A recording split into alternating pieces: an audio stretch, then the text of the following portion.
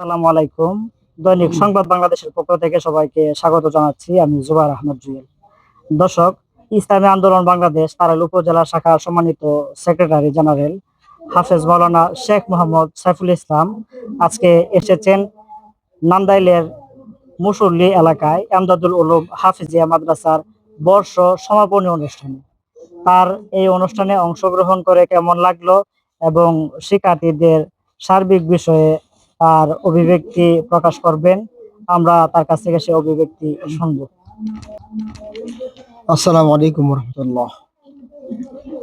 আল্লাহ তাআলার শুকর আদায় করছি যে মহান রব্বুল আলামিন আমাদেরকে আজকে এমদাদুল উলুম মাদ্রাসার 2023-24 শিক্ষাবর্ষের সমাপনী বিদায় অনুষ্ঠানে আসার তৌফিক দান করছেন। আলহামদুলিল্লাহ, মাদ্রাসায় এসে পরিদর্শন করে আসলে খুবই ভালো লাগছে। আলহামদুলিল্লাহ, বর্তমান মাদ্রাসার ছাত্র ছাত্রীরাও বর্তমান শিক্ষা, সাংস্কৃতিক শিক্ষা সহ আপনার জেনারেল শিক্ষা সহ এদের সাথে তাল মিলিয়ে পড়ালেখা চলতেছে, দেখে খুবই ভালো লাগছে। আলহামদুলিল্লাহ, আরবি তো আছেই, পাশাপাশি জরুরি দোয়াগুলো সহ হাদিস সহ বাংলা, অঙ্ক, ইংরেজি সবগুলি আলহামদুলিল্লাহ পাঠদান চলতেছে নিয়মিতভাবে।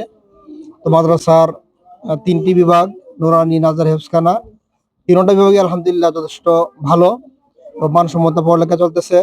অত্যন্ত ভদ্রতা শিষ্টাচারের সাথেই ছাত্রগুলোকে তৈরি করছেন। এই বিদায়ী অনুষ্ঠানে এসে আমার কাছে খুবই ভালো লাগছে। মাদ্রাসা এবং এলাকাবাসী, মাদ্রাসার কমিটি যারা আছে, সহযোগী যারা আছে, মাদ্রাসাকে আল্লাহ তাআলা কবুল করুক এবং সমস্ত সহযোগীদেরকে আল্লাহ তাআলা কবুল করুক।